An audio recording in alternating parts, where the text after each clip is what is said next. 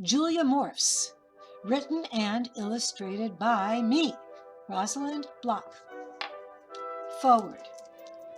A little note to you folks about what this tale invokes. I present my amigo, my sweet alter ego, to help disassemble a hoax. In my head there lived a committee, voices telling me I wasn't pretty. I felt lonely and scared. I compared and despaired, and I was still quite itty-bitty. But by 5, 6, 7, and 8, every part of me I came to hate. Not till I was grown up could I hang that phone up and realize that I was quite great. And so I hope this little ode will lighten your little one's load.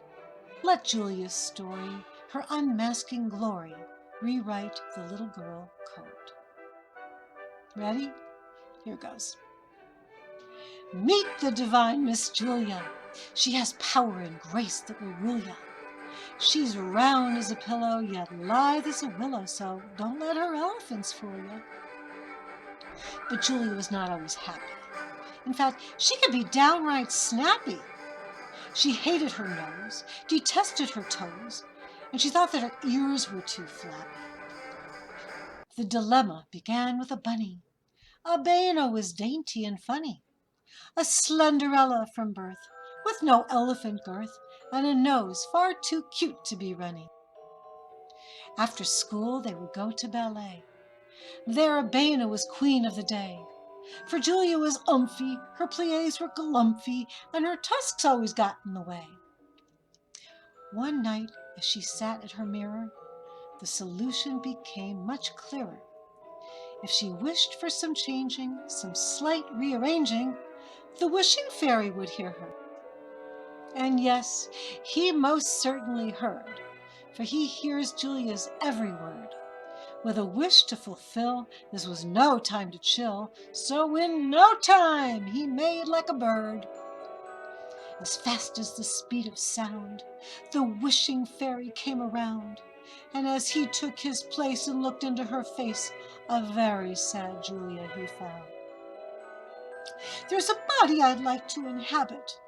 If you give me the chance, I would grab it. I'd learn all the merits of eating lettuce and carrots, but just please turn me into a rabbit. The wishing fairy said, cool. Julia melted into a pool, and like a butterfly morphs, she morphed and she morphed, till she morphed right off of her stool. A new Julia went to bed. New legs, new arms, a new head. The same polka dot nightie, not nearly as tidy. This Julia looked quite underfed. Julia woke up bright and early, feeling light and petite and so girly. But there was nothing to wear, nothing fit for a hair. Had she not thought this through quite thoroughly? At breakfast she made her debut. Mommy shrieked, "What's happened to you? Our Julia has morphed. Our darling is dwarfed. Oh, what are we going to do?" Heading to school was a trip. Julia got in like a blip. Who knew this could be her, since no one could see her, and she'd be marked with an absence slip? "We have a new student today," Julia heard her teacher say. "Dear, you cannot sit there. That's Julia's chair, and Julia likes it that way." "Abena, please tell her it's me," she said, as she kicked her best friend in the knee. Abena went, "Whoa, that's a voice that I know." "Yes, Abena, it's me. Can't you see?" Her classmates whispered and stared. As they pointed and laughed, she glared. For this rabbit squawking indeed was Julia talking, and now everybody was scared. All day it was more of the same, Julia repeating her name.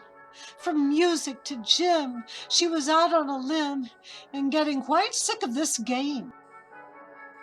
But then came afternoon dance. Now Julia would have her big chance. In position all set for a fine pirouette, she fell on the seat of her pants. Julia lay flat on the floor. She just couldn't take any more. She thought her new chassis would make her feel classy, but now she felt worse than before. Julia's eyes could not have been wetter. As Abena went over to get her, she said, "Why do you do this? I thought we'd been through this. You know there are things I do better.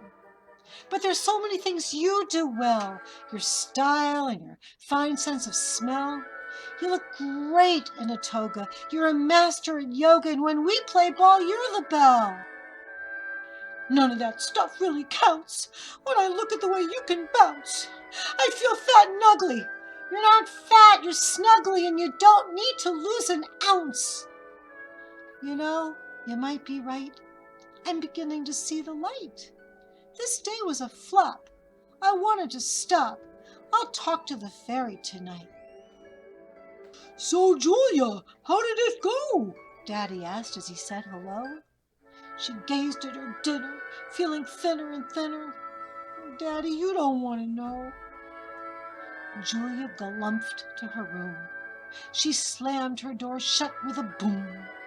She climbed on the chair, yelled, "Anyone there?" as the fairy arrived with a vroom. "Julia the rabbit doesn't sit. None of my nice clothes fit. Are you totally sure? Completely secure? 'Cause once I zap you, that's it." And with that, ta-da went the fairy. Instantly, Julia went airy. What once felt like weight felt suddenly great. It was nothing too heavy to carry. The next day was a pleasant surprise. Julia was back to her size. Graceful and grand, in her shoulder stand, she looked peaceful and very wise. When Julia thinks of the past, she comes back to the now really fast. She fits like a glove filled with elephant love. Miss Julia is happy at last.